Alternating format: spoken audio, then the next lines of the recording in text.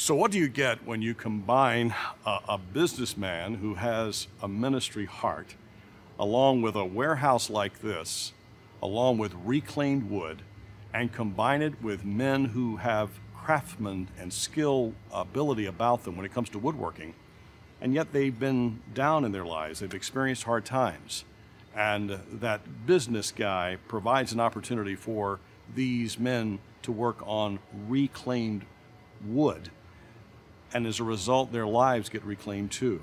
Well, what do you get? Well, you get the Lamon Luther Company, and Brian Preston, who is the CEO, is our guest. And thank you so much for allowing us to come out about 45 minutes out of Atlanta here to Villa Rica, Georgia, and be a part of this. It's great to have you on 100 Huntley Street.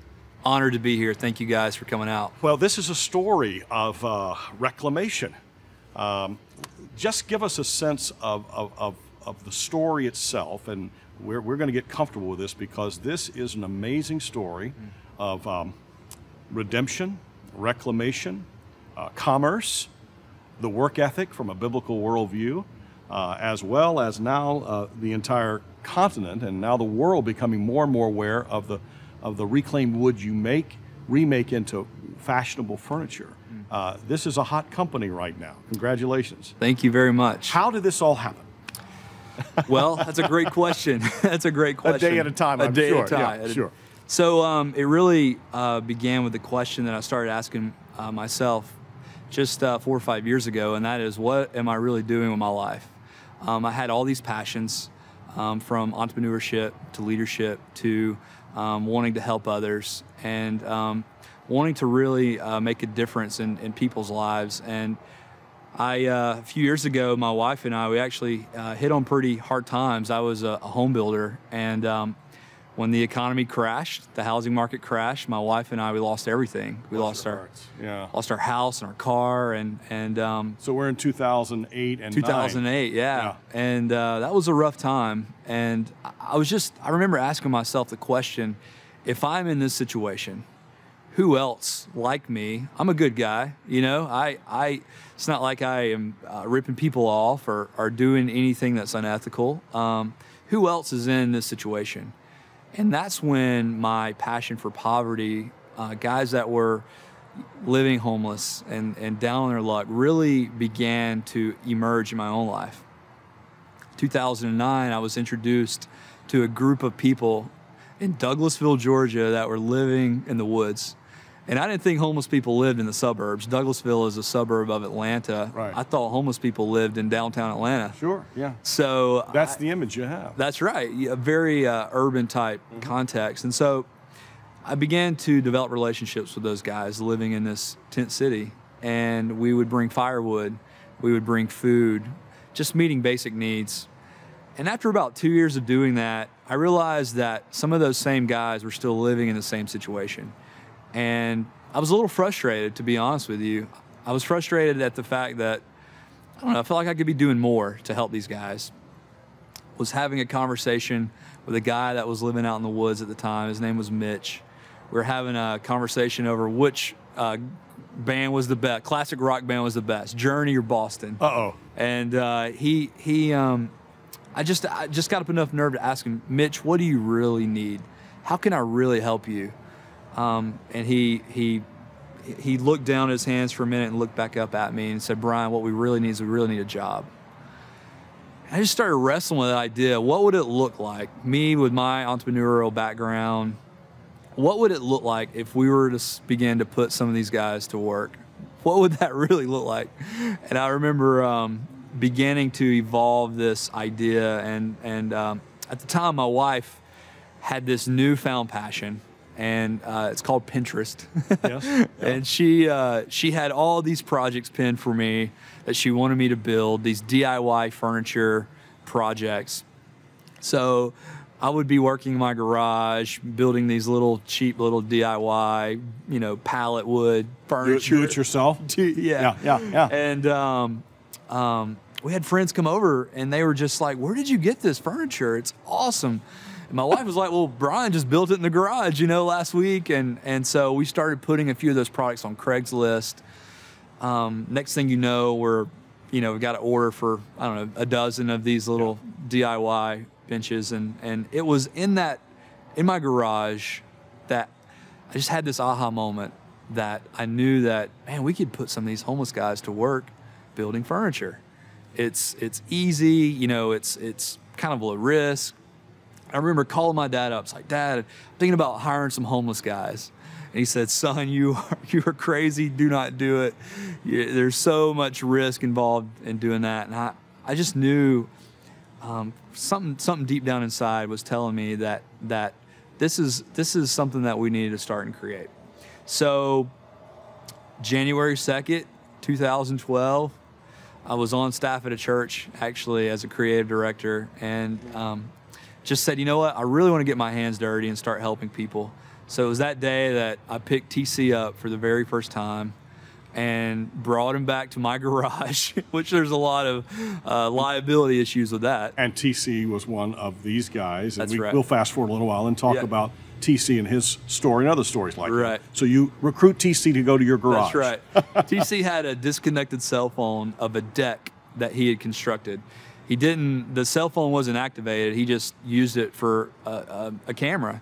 And he had a picture of a deck that he had actually built. Yeah. And so I knew that he had craftsmanship skills, and I knew that he would be a great first hire. So much of what you have talked about, which is so important in leadership, is the heart, the vision, the passion.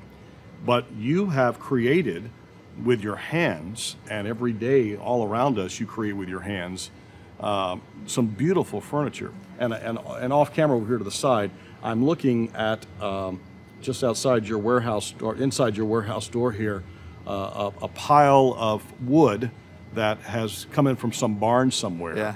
And there are a lot of stories as to how you get that kind of wood. And then your team pulls nails out of this, which some of these decades and decades Right. rusty nails in Right. there. And out of that pile of wood comes beautiful pieces of furniture that are being constructed here. And then I see you have a welding table over here that you create shelves and table stands and frames. And then that is done, the order's completed, then you ship it out here. Yeah. How many people do you have now here Yeah. who are part of this process with your hands? This is Yeah. amazing. We currently have 12 guys that work with us that are craftsmen. And these are like 40-hour-a-week jobs? 40-hour-a-week jobs that we've been able to create in just 3 years' time. And Wow. our goal is to actually create 100 jobs by 2017. And that is because, in part, you have been getting now orders based on relationships of people who've heard about your story and want to be a part of it, because it's great that you have the heart. Yeah. But you also have to be able with your Right. hands to create a product that Right. furniture manufacturers or retailers want to sell. Right. So are you at liberty to share with us some of the stores maybe that we would see Lamon Luther wood and your craftsmanship in? Absolutely. We've got great retail partnerships with Williams-Sonoma. They own a brand called West Elm. They picked up some of our collections, which is huge for our company. They're a company about job creation and supporting smaller businesses like ours. So they're actually going to help us grow and scale our business. And talking about reclaimed wood, John, we believe that there's this beautiful parallel between this material that we use and the employees that we hire, because honestly, society views both as garbage. It's trash, right? It's something you discard. Yeah, something that would go in a dumpster, go in a landfill. But we believe that there's potential in everything, that there's potential in the broken, that there's beauty in the brokenness. And so what happens in this space is we take a broken man and we take a broken board, essentially, and take it through a process and transform that into a beautiful product. And there's poetry in it, and we get to see it every day, and we get to see our guys take a step back from this product that they've constructed with their hands and put their heart and their soul and their blood and their sweat and tears into this product, and take a step back and say, wow, I actually created that with my hands. Lamon Luther is the name of the company. There's a legacy piece here. Who was Lamon Luther in your life? That's a great question, and it's one that I get asked often. Lamon Luther is actually my grandfather, Lamon Luther Wilson.